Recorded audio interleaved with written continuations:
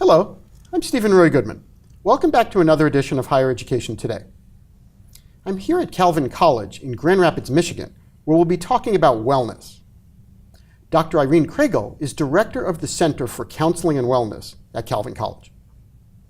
David Gaspin is senior vice president of human resources for Delos, which works to put wellness at the center of design. Welcome to both of you. Thank you. Glad to be here. Well, I'm glad you're both here. Maybe, Irene, if we could start with you, since you work here and you know something about wellness. What is wellness, and what does it mean for someone to be well? Wellness is a pretty big term. I would define wellness as the ability to care well for ourselves. So wellness is not necessarily happiness. It's not necessarily feeling like we're doing great all the time, but it's the ability to notice how we're doing and to respond with some skill and effectiveness in taking good care of ourselves. So typically that will show up in our bodies being as healthy as possible, in knowing how to calm emotions when they get intense. So of course, as part of a counseling center, we are particularly focused on mental wellness. So part of it is noticing when emotions are escalating and knowing how to use skills and tools to calm ourselves down to get refocused. But again, it's a broad word, and I think there would probably be a lot of other ways to define it as well. Well, I thought that was an interesting way of starting this. If I could just do a quick follow-up on that. Mm-hmm. So let's say a student didn't do well on a science exam, and they're upset about that. So what should they do? Mm-hmm. Yeah, so one of the things that we focused on at our center is increasing student and campus openness to some emotional distress in situations like that. If a student doesn't do well on a science test, we would actually expect a little bit of emotional distress. In fact, we might even hope for a little bit, enough so that that student would be able to find the motivation then to figure out what steps need to be taken to do better next time. So really wellness in that type of situation means noticing, I feel upset, I failed a test, being aware of thoughts that might come up around that. So a well response to that will not look like beating themselves up for doing poorly in the test, thinking I'm a complete failure, I'll never be able to succeed in life because I failed this test. But instead being able to notice thoughts like that and instead shift to, this is a learning opportunity for me. I have a chance now to figure out what went wrong with that test and what might I need to do to go forward to do better in the future. Sometimes we call this growth mindset. Instead of a fixed mindset. So recognizing that when we stumble or fall or make mistakes, that's actually a very normal part of the growth process in life, that it doesn't mean that we are fixed in failure, but that when we do make mistakes, it's this opportunity to grow and to move forward. In terms of moving forward, David, if we could bring you into this, my understanding is that Delos tries to create wellness not only emotionally but also physically. Mm-hmm. Did I get that right? Absolutely. I think, if you're talking about, again, to piggyback off of the what is wellness question, for our approach and for my belief, wellness is a series of actions. It is an active state that leads to outcomes in physical and physiological health and in mental well-being. And I think those are the results that you can look at. But the wellness aspect for me is, what are you doing to achieve that? Whether it's different activities from a physical health standpoint, from a mental wellness standpoint or well-being standpoint, that get you to those places that involve everything from heart rate to healthy sleep to cholesterol level to healthy weight levels to healthy engagement levels and mental. It really is encompassing that entire spectrum of the physical and the mental and the emotional, and bringing it all together into what we call this, like you said, very broad bucket of wellness. But what about the student who didn't do well in that science exam? So presumably they studied the night before. So how do you reconcile the fact that you need more sleep with the fact that I need to study? You have to base it all in reality, right? We're living in a world where that's going to happen, and that's going to be a part of it. And if people are making those decisions, I'm going to stay up all night studying. If it comes from a place of I'm engaged in what I'm doing, I feel like this is the best path forward, and I'm making these conscious decisions to get to that best path, then I think that all comes into that larger bucket. There are going to be things where you say, this is for the overall better good because I want to ace this exam. And so I'm willing to give up on this short-term thing that is sleep, which I know is good for me. But again, isn't life all, it's about balancing the short term versus the long term, the big versus the small, the urgent versus the important. And I think that's the lens that we have to look at all of this through is everything can't be good all the time. And if I could follow up on that, I think wellness really isn't a we have it or we don't kind of construct. It's not that black or white. So just like you're saying, there are a lot of complicated decisions we make throughout life that feed into wellness. And so that student may need to occasionally stay up late or pull an all-nighter for an exam or to finish a paper. But we would want the overall trajectory of their college experience to include more time management where they can have time ahead of time to study and prepare. But understanding that nobody does wellness perfectly all the time. Same with nutrition. So it's widely acknowledged that there really aren't bad foods. We don't think of nutrition in that way anymore. We're more acknowledging that we have this wide range of food that we eat. And we want most of it to be relatively healthy, but sometimes we might have some chocolate cake or that bowl of ice cream, and that can also be part of wellness. So it's not something we have to do perfectly all the time to be well. It's interesting that you just said that about chocolate cake and ice cream, because I forget what movie it was, but there was a scene, if I'm not mistaken, when people discovered that chocolate cake was actually good for you. Mm. And the reason I just thought of that is because in terms of the building, David, that you work on, if I understand that correctly, maybe you can say a word or two about that, but how do we know that something is good just because we thought it was good today? You don't. There are always going to be new developments and new understandings and new research that lead us to, oh, that thing we thought was so bad for us, it's actually good. Red wine, case in point. No one's complaining about that discovery. But it's a bigger picture, right? Chocolate cake, case in point. We have a joke around the office because it's a very wellness-focused office where we have healthy foods and healthy activities and lots of encouragement around physical fitness and movement and mobility. But sometimes you get a slice of pizza. Sometimes you have a piece of chocolate cake. And the punchline in the office is mental health, mental wellness. Because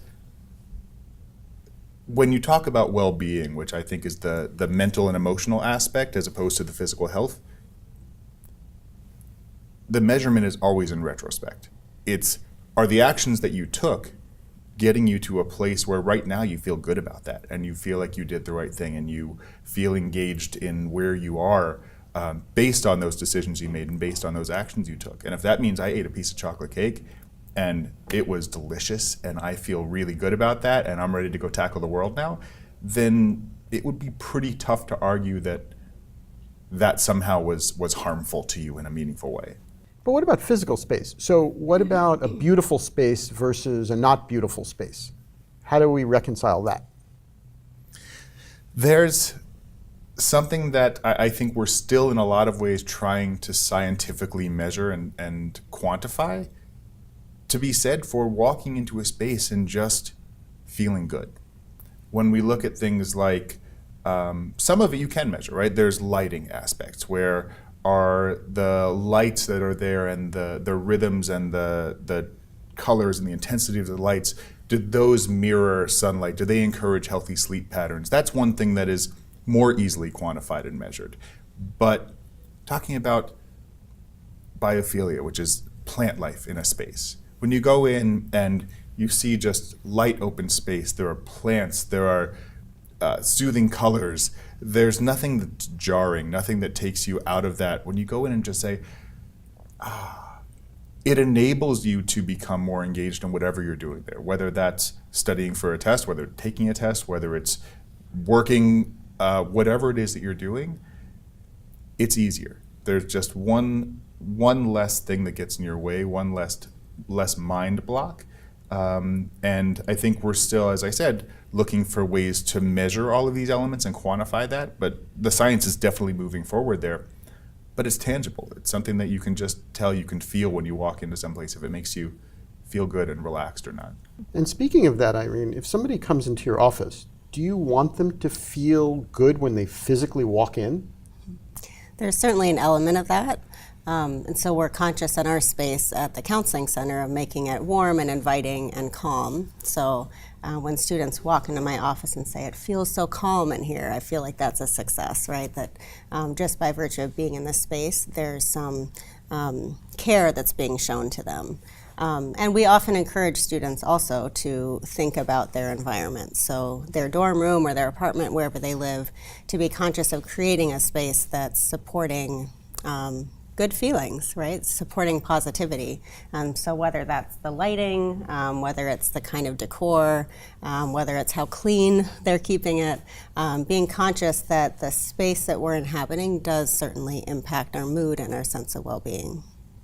But what happens if you don't have that ability? I'm assuming the counseling center here is a physical space where you have some control of it, but what happens if you're walking down one of the streets in Grand Rapids and you run into a student who is asking you an urgent question? You have no control of that situation. You have to respond right then and there. You can't control the physical space. How do you deal with that situation at that moment? Yeah, well, wellness is something that we learn to practice in any situation. So I think wellness is inherently a very flexible approach to life. It's a fluid approach to life, so it's acknowledging that we don't need circumstances to be in a certain way in order for us to feel well. So when you look at a meta-analysis of studies that have been done about happiness and well-being, the research shows overwhelmingly that circumstance is a very small percentage of our mood, of how we feel. It's estimated that about 10% of our mood can be attributed to circumstance, which is good news, right? So that means that whatever is happening in our life, wherever we are, if we're walking down the street and need to have an impromptu conversation, we have this ability to tune into internal resources that help us know that we have enough to handle that situation. Now, that doesn't mean that I would then choose to always have my conversations with students on the street in a place where I had no control. So a lot of what helps us be well is using any control that we do have in a healthy way to create spaces. So in that circumstance, maybe I would say, hey, there's a coffee shop right down the street here. Why don't we go grab a seat there, right? So that might be a space that's more conducive to us sitting down, having something warm to drink, being in a space that's been decorated a bit. So those things are going to increase that sense of wellness and connection in that kind of a circumstance. But I really do believe that part of how we grow in wellness through life is to cultivate this awareness that we have enough in every circumstance, wherever we are. Well, that's an interesting point about having enough, because certain people, I suspect, don't have enough of anything, right? They just want more and more and more and more. How do you either train yourself or regulate your body to say, well, you know, that is good enough. I feel pretty good about that. I think a lot of that has to do with our thinking patterns. So becoming very conscious, and of course as a psychologist I'm biased in this area, but becoming very conscious about the thinking patterns that we're cultivating in life. And so, you know, we do know that there are many people in the world who are struggling to have enough food to eat or to have adequate shelter or safety. Research does show that there's a certain level of income or physical well-being that people reach, where beyond that there's no real impact on our sense of wellness or our sense of happiness. And I don't know what that dollar amount is right now, but I know it's relatively low. So basically, once our basic needs are met in life, beyond that, then getting more stuff, getting more money does not impact our sense of wellness, our sense of well-being. So what that means is that we have this opportunity to actively notice having enough when our basic needs are met, to cultivate thinking patterns that are highlighting the good that we have in each moment. Our brain does have a tendency, even just biologically, to focus in on the negative.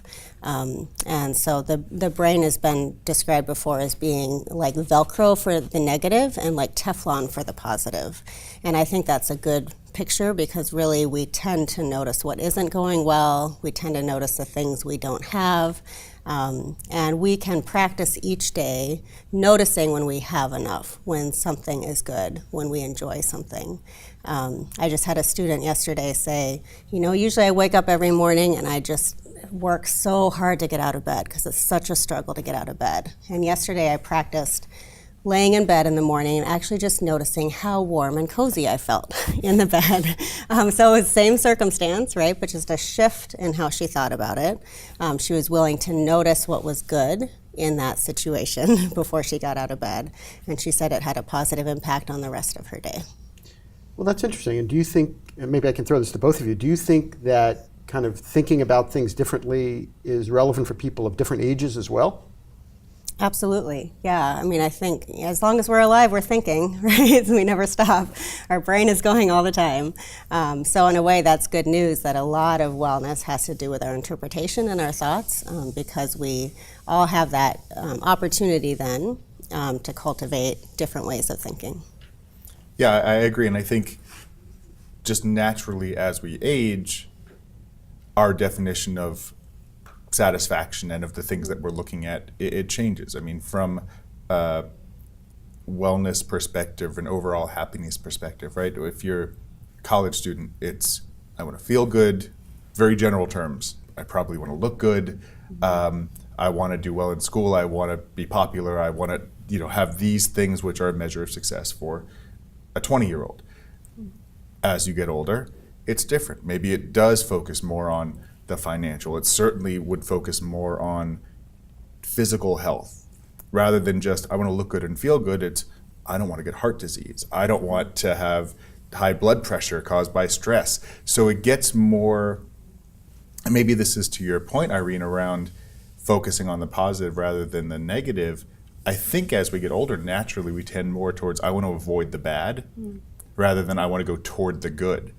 And the outcomes could be the same, but I think in the framing, which is a cultural thing, and cultural, I mean, could be anything from the macro of our society as a whole to your friends on campus, to your work environment, to whatever you're in, that can shape just how you're seeing that in terms of, I want to go toward positive rather than away from negative. I think if we could crack that code, then we'd all be in a much different place. But I mean, really, that's the interesting question that we're talking about here, right? Well, that is interesting. If I could also move this a little bit to the physical. So let's assume we're at a college campus, a very nice college campus. But let's assume there's an old building somewhere on campus that I haven't seen. And let's assume that it would cost millions and millions of dollars to refurbish that building. And let's assume that we want to put in a small gym in that building, but we only have a certain amount of square feet to work with. Would you say that that's better to do that than to do nothing? 100%. I think any small step is better than nothing. If money was no object, you could go and refurbish the whole thing and open up and add more windows and get better lighting, get better air circulation, and add this fantastic gym and make sure that the HVAC system was perfect and the comfort, the temperature and humidity were all perfect. But if nothing else, do one thing, whether it's add a small gym, add a lamp, open a curtain. There are all of these, open a window and let some air in. There are all of these things that just by themselves, even if they might be imperceptible to a lot of people or most people, again, it's the overall feel, it's the overall step toward feeling well, feeling good when you walk into a space. And you might not know why you feel good walking into the space or why you feel better than you did when you walked into that building yesterday. But we're tuned into that just naturally. We pick up on these little things. So absolutely, if there's one thing you can do, do it. If there are two things, then do them. Rather than just saying, oh, well, it's just one building, we'll let it be. And if I could follow up on that, I think that description you have of being in tune is really key. Sometimes we forget to be in tune. So maybe this is one area where the physical and the mental come together, that we need to notice. We need to pay attention to our environment, even our physical environment, to know how to make changes. And so a lot of what we work with students on is being aware, practicing an awareness in each moment of what they're experiencing. And we all have a tendency to avoid negative experiences, which doesn't serve us well when maybe there are some adjustments that are needed in a physical space or with something else. So if I walk into a room and I notice, I actually feel a bit like the air is a bit stuffy right now. Maybe I could open a window, right? So then we have this opportunity to cultivate wellness in that physical space, which can then impact our mental wellness as well. But we have to be willing to pause and notice what we're experiencing if we want to be able to make any changes. But sometimes I imagine you can't do anything. Like I remember yesterday I was touring this campus, and there was a small art museum here that was, I thought, well lit and very nice, but imagine it wasn't. I wouldn't have been able to do anything about it. I would have to simply respond to whatever was done before I walked into that building or that room. Yeah, so it's very rare that we find ourselves in perfectly well environments, right? So most of our life is exactly like what you're experiencing. Oftentimes, you were saying if we had infinite resources, infinite money, we would create every space to be very pleasant for everybody. The reality is that we often find ourselves in circumstances where we can't control everything. And so this is where, again, wellness isn't all or nothing. It's not that we have it or we don't. It's that we're learning to actively adapt to each circumstance that we're in. If you're in a situation that doesn't have great lighting, which is a thing for me, I really like good lighting. So if I'm in a situation without good lighting, I find that if I can't change it, I need to make sure I'm thinking well about it, right? Not that this place is horrible, I have to get out of here as soon as possible, but, so these people have different ideas about what lighting is important. That's interesting. And when I get back to my office or my home, I can adjust the lighting to fit how I like it. So being willing to be flexible is really important. And do you think lighting issues are different from place to place? So let's say we were in Hawaii. Would people look at light differently than they would in places that have less sunlight? Mm-hmm. I'm going to let David take that one. I think to a degree, yes. If you look at it overall, I think what's been shown to be to have positive impacts on health, positive impacts on well-being, is really lighting that simulates or natural sun. And that's around lighting color, it's around lighting temperature, it's also around lighting cadences. We have done a lot of research and we focus a lot of our outcomes on circadian lighting, which is basically mirroring the sun's path across the sky through different times of day. So there are different lights that are going to be more effective in the morning at getting you energized and awake and ready to be productive, versus as the day goes on, mirroring that getting into the afternoon when it gets a little warmer, a little redder, closer to the evening, lighting that encourages a little more relaxation, all of this that encourages healthy sleep patterns, so then you can start over again the next day. Obviously, the best possible scenario is just natural sunlight all the time. But that's not physically possible. Sometimes it's just overcast. Sometimes you are living on the North Pole and you have a half hour of daylight.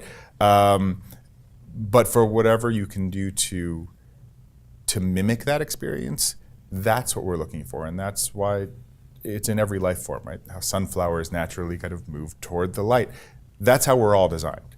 And I think that it has a huge impact on not only mental and emotional health and well-being, and that it feels good, but also the physical, because it regulates sleep, regulates energy patterns in a way that we're designed to follow. And that as we've evolved and as we've gone into everything is artificial lights, all the fluorescent lights, we've created this world in a lot of places where we're just mirroring the beginning of the day all the time. And so it's always up, energized, go, go, go, go, go. And you saw this a lot in the past couple of decades because it's about productivity. It's about people moving and doing well and being good at what they're trying to do. We're seeing now the actual harmful effects of that. And counterintuitively, lower productivity levels, lower success levels when you see things like the lighting that's just always bright, always cool, always blue, always these fluorescent lights, as opposed to a more cyclical function that allows people's brains to operate the way that we were designed to operate. Maybe, Irene, if I could ask you if you, one, agreed with that, and two, if there was anything else that you wanted to add in terms of how we were made. Is there something that we should do to kind of regulate ourselves to kind of calm down if the light's not just right? Mm-hmm. When the light is not just right, that's where we really harness our mental resources and other coping skills. We do a lot of training with students here about coping skills. So when things aren't right in any way, what are the things we do to calm ourselves? One of the things that tends to be very helpful, it sounds much too basic, I know, but we're often encouraging students to pay attention to their breathing. And it's not because there's anything magical about paying attention to the breath, it's just that the breath is an automatically regulating type of experience that we have in our bodies all the time, 24/7. So paying attention to the breath tends to create a bit of a rhythm, and having that rhythm then can help to bring a sense of calm and peace and well-being. Now, sometimes paying attention to the breath doesn't necessarily feel good because maybe we notice then that we're feeling a bit anxious or sad or angry, and the breath can let us know that because our breath is changing all the time with our emotion. But that, again, is helpful information for us to know, is there something I can do in my physical environment? Is there something I can do in my thinking? Is there another action I can take to help bring a sense of well-being no matter what this environment is? We also focus with students on a lot of other kinds of regulation, so regulating sleep. I know, David, you've referred to that a couple times in terms of sleep cycles and being aware of the connection of light with sleep. We really need good sleep to be well. It's a very fundamental regulating type of behavior. So going to bed at about the same time every night, waking up at about the same time every day. We need regular eating, so I'm constantly amazed at how often students just forget to eat or don't think it's important. It's really important to eat, right? So we need that fuel in our bodies to keep us feeling well overall.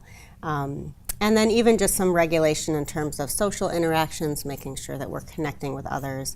There are a lot of very concrete actions we can take to make sure we're setting ourselves up overall for wellness as much as possible. Well, that was great, and thank you both very much. Thank you. Thank you. If you would like additional information about Dr. Irene Kraegel or David Gaspin, please visit calvin.edu or delos.com. If you have comments or suggestions about higher education today, please send an email to highereducationtoday@topcolleges.com. And thank you for watching.